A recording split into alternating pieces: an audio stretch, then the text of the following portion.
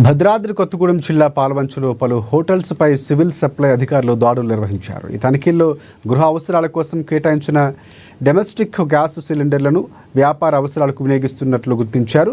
సుమారుగా 100 సిలిండర్లను స్వాధీనం చేసుకున్నారు. పట్టణంలోని ఫాస్ట్ ఫుడ్ సెంటర్లు, టిఫిన్ సెంటర్లు, టీ కొట్లు, బిర్యానీ హోటల్స్లో డొమెస్టిక్ గ్యాస్ సిలిండర్ల వినియోగం అధికంగా ఉందని అధికారులు గుర్తించారు. ఈ నేపథ్యంలో సివిల్ సప్లై అధికారులు తనిఖీలు చేపట్టారు.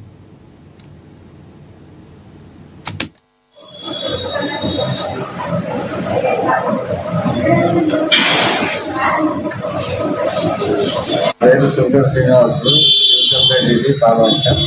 ఈరోజు hotels, lodge, restaurants, curry points వీటి మీద డొమెస్టిక్ సిలిండర్స్ వాడుతున్నారు అనేటువంటి కథ మీద రైడ్ చేయగా సిలిండర్స్, డొమెస్టిక్ సిలిండర్స్ సీల్ చేయడం అనేది జరిగింది.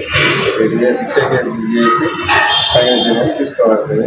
ఇక మీదట కూడా వాళ్ళు ఇలాంటి సిలిండర్స్ వాడకుండా కమర్షియల్ సిలిండర్స్ వాడాలి అని చెప్పడం జరిగింది. మళ్ళీ కూడా డొమెస్టిక్ సిలిండర్సే వాడినట్లయితే కట్టే చర్యలు తీసుకోబడుతుంది. తీవ్రమైన చర్యలకు పాల్పడి చేయవలసినటువంటి పరిస్థితులు ఉంటాయి. కాబట్టి కమర్షియల్ సిలిండర్ వాడండి, ప్రభుత్వానికి సహకరించండి.